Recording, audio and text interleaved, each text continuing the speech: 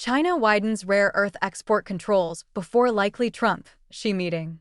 The Chinese Communist regime further expanded export controls on rare earth on October 9, specifically barring defense and semiconductor companies outside China from accessing the critical metals.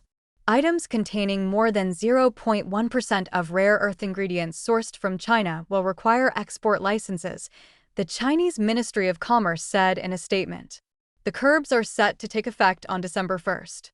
In a separate release, the ministry announced that certain rare earth technology and equipment were added to its export control list.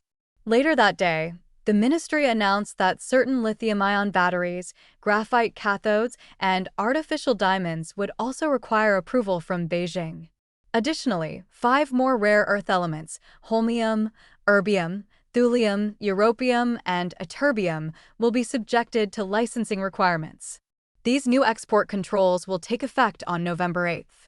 Rare earths, a group of 17 elements used in a wide range of products, from electric vehicles to military jets and submarines, have emerged as a major point of contention in the ongoing U.S.-China trade wars.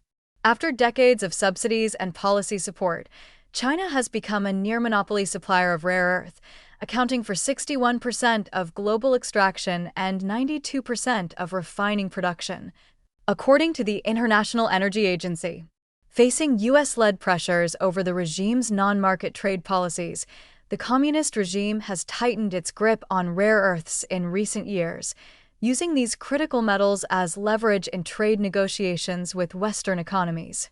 The new regulations build upon controls introduced in April, which require exporters to apply for special licenses to ship 7 rare earth elements, along with magnets made from 3 of them and other final products. On October 9th, Beijing clarified the targets of China's export restrictions. In principle, applications from overseas defense companies and entities on China's export control list will not be approved, the ministry said. Export applications related to artificial intelligence that have potential military applications will be approved on a case-by-case basis, the ministry said. The same rule applied to the research and development of advanced semiconductors, including 14-nanometer chips or more sophisticated semiconductors, memory chips with 256 layers or more, and the equipment and materials used in their manufacturing and testing. In a separate statement, the ministry said that technology to make rare earth, from mining, smelting and separation, magnet material manufacturing, and recycling of secondary resources, is prohibited from export without permission. Technology related to the assembly, debugging, maintenance, repair, and upgrading of rare earth production lines also requires export licenses, the ministry said.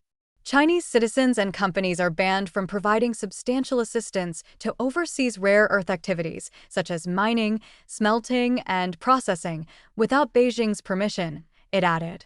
These measures take effect immediately. Beijing's move came just weeks before an expected meeting between Chinese regime leader Xi Jinping and U.S. President Donald Trump. While Beijing hasn't confirmed the two leaders' face-to-face meeting, Trump has said that he will sit down with Xi at the upcoming Asia-Pacific Economic Cooperation Summit in South Korea. Customs data from China indicated a rebound in rare earth magnet exports in recent months. However, foreign businesses have continued to voice their frustration over the difficulties in sourcing rare earth materials from China. A September 17 report from the EU Chamber of Commerce in China said that many European companies, particularly small and medium-sized businesses, are still experiencing significant disruptions in rare earth supply. The Chinese Communist Party's weaponization of rare earth has raised alarms in the United States, the European Union, and other nations. At this year's G7 summit in Canada, European Commission President Ursula von der Leyen accused the CCP of using its quasi-monopoly not only as a bargaining chip, but also weaponizing it to undermine competitors in key industries.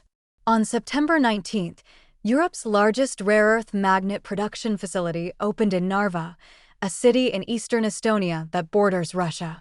The plant, built by Canadian company Neo Performance Materials with the support of the EU funds, is Brussels' latest efforts to increase Europe's strategic autonomy and competitiveness, the Commission said in a statement. In the United States, MP Materials announced a multi-billion-dollar agreement with the Defense Department in mid-July aimed at boosting America's rare earth production while reducing reliance on China and other nations.